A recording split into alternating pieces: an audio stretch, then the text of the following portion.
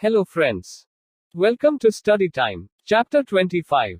Independence with Partition. Attlee's statement of February 20, 1947. Clement Attlee, the British Prime Minister, sensing the trouble all around, made an announcement on February 20, 1947. The British House of Commons declared the British intention of leaving the Indian subcontinent. Main points of Attlee's statement. Fifth Circle. A deadline of June 30, 1948 was fixed for transfer of power even if the Indian politicians had not agreed by that time on the constitution.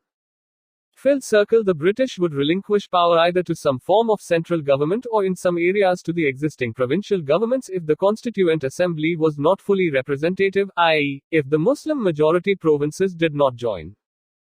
Fifth Circle. British powers and obligations vis-a-vis the princely states would lapse with transfer of power, but these would not be transferred to any successor government in British India. Fifth Circle. Mountbatten would replace Withdrawal as the Viceroy. The statement contained clear hints of partition and even balkanization of the country into numerous states and was, in essence, a reversion of the Cripps offer. Why a date fixed by government for withdrawal?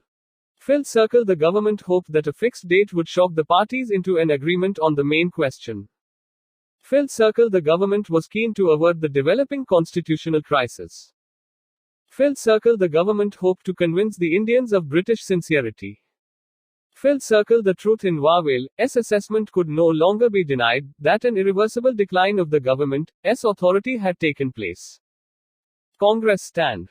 The provision of transfer of power to more than one centre was acceptable to Congress because it meant that the existing assembly could go ahead and frame a constitution for the areas represented by it, and it offered a way out of the existing deadlock. But the illusory hopes of a settlement were soon shattered as the statement proved to be a prelude to the final showdown. The League launched a civil disobedience movement to overthrow the coalition government in Punjab, as it felt emboldened by the statement. Independence and partition. The communal riots and the unworkability of the Congress-League coalition compelled many in early 1947 to think in terms of accepting the so far unthinkable idea of partition. The most insistent demand now came from the Hindu and Sikh communal groups in Bengal and Punjab who were alarmed at the prospect of compulsory grouping which might find them in Pakistan. The Hindu Mahasabha in Bengal was assessing the feasibility of a separate Hindu province in West Bengal. On March 10, 1947, Nehru stated that the cabinet mission was the best solution if carried out. The only real alternative was the partition of Punjab and Bengal. In April 1947, the Congress President Kripalani communicated to the Viceroy. Rather than have a battle, we shall let them have their Pakistan provided you allow Bengal and Punjab to be partitioned in a fair manner. Mountbatten as the Viceroy. Mountbatten proved more firm and quick in taking decisions than his predecessors because he was informally given more powers to decide things on the spot. He also had the advantage of the firm decision of the British government to quit at the earliest. His task was to explore the options of unity and division till October 1947 and then advise the British government on the form of transfer of power. But he soon discovered that the broad contours of the scenario to emerge were discernible even before he came to India. The cabinet mission plan was a dead horse and Jinnah was obstinate about not settling for anything less than a sovereign state. But a serious attempt at unity would involve supporting those forces which wanted a unified India and countering those who opposed it. Mountbatten preferred to woo both sides. Mountbatten Plan, June 3, 1947. The freedom with partition formula was coming to be widely accepted well before Mountbatten arrived in India. One major innovation actually suggested by V.P. Menon was the immediate transfer of power on the basis of grant of dominion status with a right of secession, thus obviating the need to wait for an agreement in the Constituent Assembly on a new political structure. Main points. The important points of the plan were as follows. Fifth Circle. Punjab and Bengal legislative assemblies would meet in two groups, Hindus and Muslims, to vote for partition. If a simple majority of either group voted for partition, then these provinces would be partitioned. Fifth Circle. In case of partition, two dominions and two constituent assemblies would be created. Fifth Circle. Sindh would take its own decision. Fifth Circle. Referendums in NWFP and Sylhet district of Bengal would decide the fate of these areas. View. There is, however, no basis for the claim that the civil disobedience movement directly led to independence. The campaigns of Gandhi came to an ignoble end about 14 years before India achieved independence. During the First World War, the Indian revolutionaries sought to take advantage of German help in the shape of war materials to free the country by armed revolt. But the attempt did not succeed. During the Second World War, Subhas Bose followed the same method and created the INA.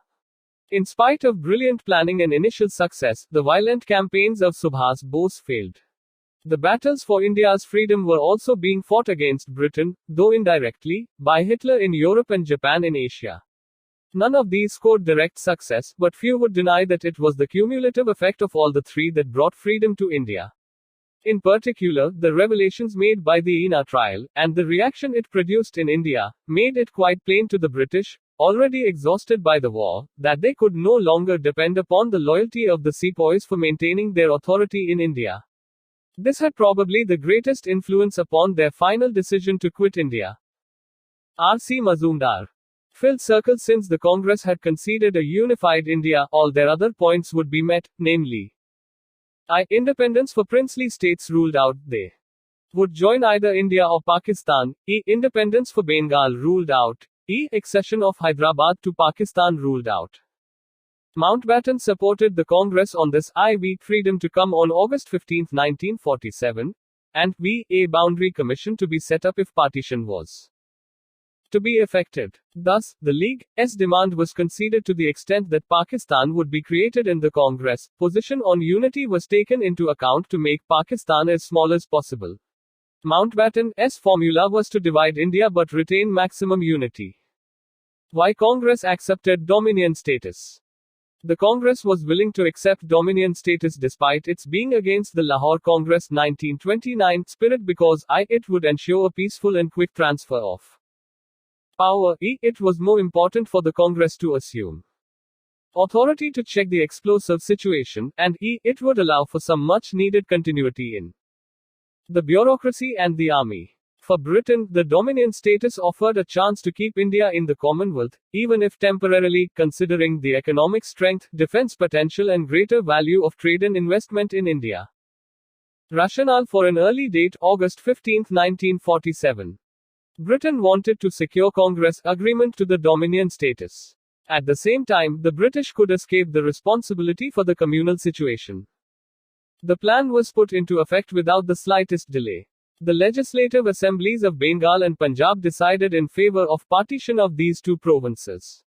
Thus, East Bengal and West Punjab joined Pakistan, West Bengal and East Punjab remained with the Indian Union. The referendum in Sylhet resulted in the incorporation of that district in East Bengal. Two boundary commissions, one in respect of each province, were constituted to demarcate the boundaries of the new provinces. The referendum in NWFP decided in favor of Pakistan, the provincial congress refraining from the referendum. Baluchistan and Sindh threw in their lot with Pakistan. Indian Independence Act.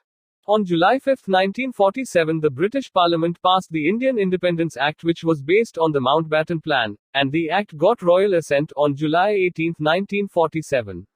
The Act was implemented on August 15, 1947. The Act provided for the creation of two independent dominions of India and Pakistan with effect from August 15, 1947. Each dominion was to have a Governor-General to be responsible for the effective operation of the Act. The Constituent Assembly of each new dominion was to exercise the powers of the legislature of that dominion, and the existing Central Legislative Assembly and the Council of States were to be automatically dissolved. Fateh. Plan Balkan. Between March and May of 1947, Mountbatten decided that the Cabinet Mission Plan had become untenable and formulated an alternative plan. This plan envisaged the transfer of power to separate provinces, or to a confederation, if formed before the transfer, with Punjab and Bengal given the option to vote for partition of their provinces. The various units thus formed along with the princely states, rendered independent by lapse of paramountcy, would have the option of joining India or Pakistan or remaining separate. The plan was quickly abandoned after Nehru reacted violently to it. Transitional period, i.e., till a new constitution was adopted by each dominion, the governments of the two dominions were to be carried on in accordance with the Government of India Act, 1935. As per the provisions of the Indian Independence Act, 1947, Pakistan became independent on August 14, while India got its freedom on August 15, 1947. M.A. Jinnah became the first Governor-General of Pakistan. India, however, decided to request Lord Mountbatten to continue as the Governor-General of India. Problems of early withdrawal. The breakneck speed of events under Mountbatten caused anomalies in arranging the details of partition and totally failed to prevent the Punjab massacre, because filled circle there were no transitional institutional structures within which partition problems could be tackled. Filled circle Mountbatten had hoped to be the common Governor-General of India and Pakistan, thus providing the necessary link, but Jinnah wanted the position for himself in Pakistan. Filled circle there was a delay in announcing the Boundary Commission Award under Radcliffe, though the award was ready by August 12, 1947. Mountbatten decided to make it public after August 15 so that the British could escape all responsibility of disturbances. Integration of states. During 1946-47 there was a new upsurge of the state people's movement demanding political rights and elective representation in the Constituent Assembly. Nehru presided over the All India State People's Conference sessions in Udaipur 1945 and Gwalior April 1947. He declared that the states refusing to join the Constituent Assembly would be treated as hostile. In July 1947, Vallabhbhai Patel took charge of the new States Department. Under Patel, the incorporation of Indian states took place in two phases with a skillful combination of baits and threats of mass pressure in both. Phase 1. By August 15, 1947, all states except Kashmir, Hyderabad and Junagadh had signed an instrument of accession with the Indian government, acknowledging central authority over defense, external affairs and communication. The princes agreed to this fairly easily because they were surrendering only what they never had. These three functions had been a part of the British paramountcy, and there was no change in the internal political structure. Phase 2. The second phase involved a much more difficult process of integration of states with neighboring provinces or into new units like the Kathiawar Union, Vindhya and Madhya Pradesh, Rajasthan and Himachal Pradesh, along with internal constitutional changes in states which for some years retained their old boundaries: Hyderabad, Mysore, Travancore, Kochi. This phase was accomplished within a year. The principal bait offered was a generous privy purse, while some princes were made governors and Raj Pramukhs in free India. This rapid political unification of the country after independence was Patel's greatest achievement. Inevitability of partition. Why Congress accepted partition? Filled circle. The Congress was only accepting the inevitable due to the long-term failure to draw the Muslim masses into the national movement. The partition reflects the success-failure dichotomy of the Congress-led anti-imperialist movement. The Congress had a two-fold task: structuring diverse classes, communities, groups and regions into a nation, and securing independence for this nation. While the Congress succeeded in building up sufficient national consciousness to exert pressure on the British to quit India, it failed to complete the task of welding the nation, especially in integrating the Muslims into the nation. Filled circle. Only an immediate transfer of power could forestall the spread of direct action and communal violence. The virtual collapse of the interim government also made the notion of Pakistan appear unavoidable. Views. The British were neither the foes of the Hindus nor friends of the Muslims. They set up Pakistan not as a gesture of friendship towards the Muslims, but under the compulsions of their international policies. Wali Khan. It was not so much that Britain pursued a policy of divide and rule as that the process of devolving power by stages in a politically and socially desperate country was inherently divisive. R.J. Moore. The truth is that we were tired men, and we were getting on in years too. Few of us could stand the prospect of going to prison again, and if we had stood out for united India as we wished it, prison obviously awaited us. We saw the fires burning in the Punjab and heard every day of the killings. The plan for partition offered a way out and we took it. Jawaharlal Nehru. I felt that if we did not accept partition, India would be split into many bits and would be completely ruined. My experience of office for 1 year convinced me that the way we have been proceeding would lead us to disaster. We would not have had one Pakistan but several. We would have had Pakistan cells in every office. Sardar Patel. Congress, as well as the Muslim League, had accepted partition. The real position was, however, completely different. The acceptance was only in a resolution of the AICC of the Congress and on the register of the Muslim League. The people of India had not accepted partition with free and open minds. Some had accepted it out of sheer anger and resentment, and others out of a sense of despair. Maulana Azad. 5th Circle. The partition plan ruled out independence for the princely states, which could have been a greater danger to Indian unity as it would have meant Balkanization of the country. 5th Circle. Acceptance of partition was only a final act of the process of step-by-step concessions to the League's championing of a separate Muslim state. During Cripps Mission 1942, autonomy of Muslim-majority provinces was accepted. During Gandhi Jinnah talks 1944, Gandhi accepted the right of self-determination of Muslim-majority provinces.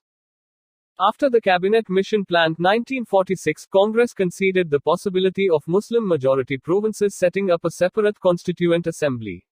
Later, the Congress accepted, without demur, that grouping was compulsory. December 1946. Official reference to Pakistan came in March 1947, when CWC resolution stated that Punjab, and by implication, Bengal, must be partitioned if the country was divided.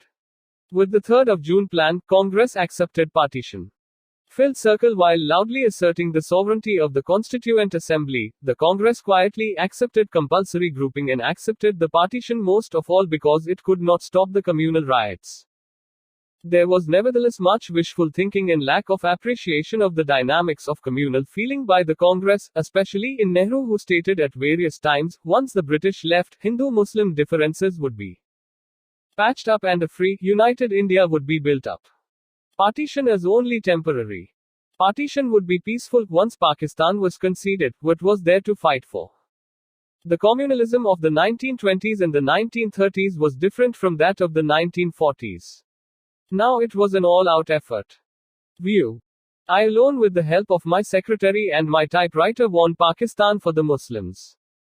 M.A. Jinnah. For an assertive Muslim nation. Congress leadership underestimated the potential of this type of communalism. Gandhi's helplessness. Gandhi felt helpless because there had been a communalization of the people. He had no option but to accept partition because the people wanted it. How could there be a movement to fight communalism involving a communalized people? He asked the congressmen, however, not to accept it in their hearts. Summary. 5th Circle. Attlee's statement, February 20, 1947, June 30, 1948 is deadline for transfer of power. Power may be transferred to one center or in some areas to existing provincial governments. 5th Circle. Mountbatten Plan, June 3, 1947. Punjab and Bengal assemblies to take decision on partition. Sindh to take its own decision. Referendum to be held in NWFP and Sylhet District. 2 dominions to be created if partition is to take place, with 2 constituent assemblies. Freedom to be granted on August 15, 1947. 5th Circle. July 18, 1947. The Indian Independence Act 1947 got royal assent, and it was implemented on August 15, 1947. 5th Circle. Why partition was seen to be inevitable. The end. Thank you for listening. Please like, share, comment and subscribe.